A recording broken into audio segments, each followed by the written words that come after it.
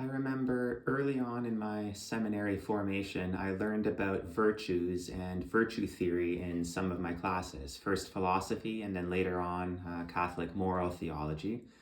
As you may know, a virtue is the mean between two opposing vices, right? So for example, the virtue of fortitude is the mean between the two opposing vices of recklessness on the one hand and cowardice on the other hand. Now, all of this comes to my mind as I ponder and reflect on Jesus's difficult words in this Sunday's gospel passage. Love your enemies. Pray for those who persecute you. Do good to those who harm you. Bless those who curse you.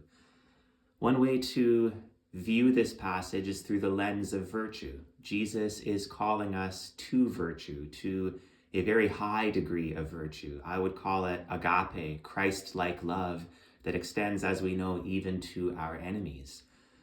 However, it's easy to misinterpret this passage and to accidentally go astray on one side or the other as we try to pursue this Christ-like love.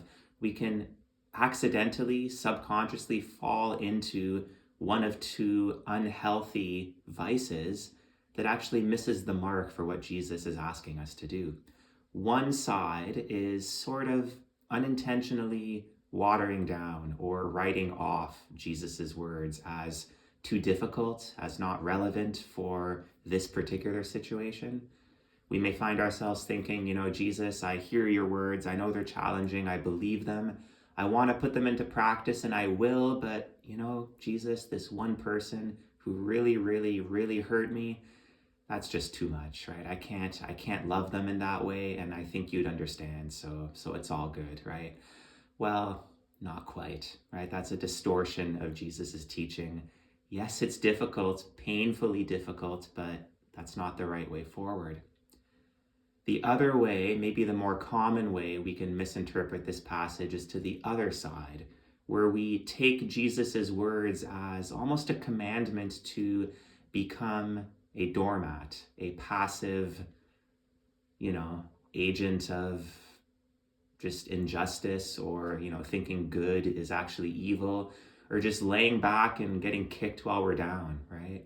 Well, Jesus doesn't actually want us to do this either, right? He doesn't want us to stay in abusive relationships. He doesn't want us to pretend like injustice is somehow okay, right? That's also not what Jesus is getting at here. We know this is true if we look elsewhere in the gospel and take, his teachings as a whole, right? So anyways, those are the two kind of ways we can go astray as we interpret Jesus's words. He doesn't want us to be a passive doormat to harm, to evil, but he also wants us to take his words seriously, as difficult as they are.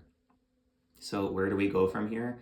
As always, we ask God for help, because this is near impossible, maybe even completely impossible on a human level, to show this kind of agape, Christ-like love to those who harm us, who curse us, who abuse us.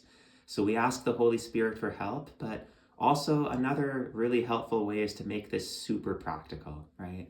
Even right now, as you're watching this video, maybe you can think of somebody that you struggle to love in this way.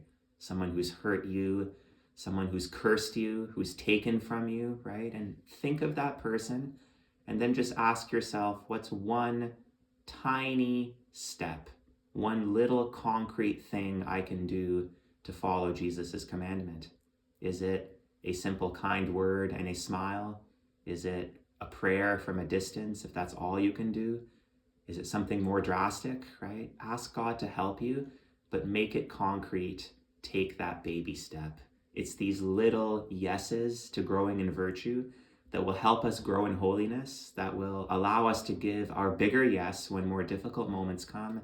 And ultimately, it's the same virtue, the same grace of God that will one day help us say yes to our vocation, or to say yes every day after that as we persevere in our vocations. I pray that God may be with you and send you his grace to help you understand properly this difficult teaching, but also to apply it concretely in your life.